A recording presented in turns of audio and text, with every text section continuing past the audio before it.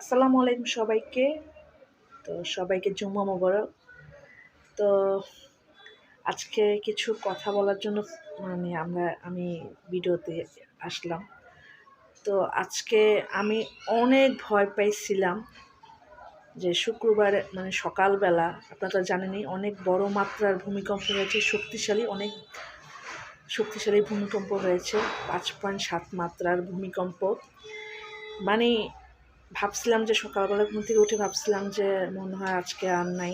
আমি ভাবছিলাম যে কিয়ামত, মানে আমি বলছি আজকে মনে আমরা মারা যাব সবাই। আমার হাজব্যান্ড আমরা সবাই মিলে আয়াতুল কুরসি সূরা দোয়া ইউনুস পড়া শুরু করছিলাম।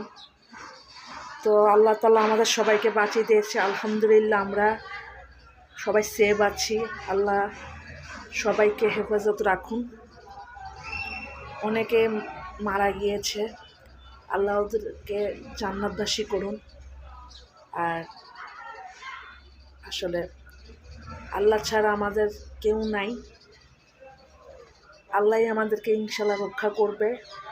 আলহামদুলিল্লাহ আমরা সবাই ভালো আছি। আর বিশ্বাস করবেন না, আমি অনেক ভয় পাইছিলাম যে আজকে মনে আমরা সবাই শেষ।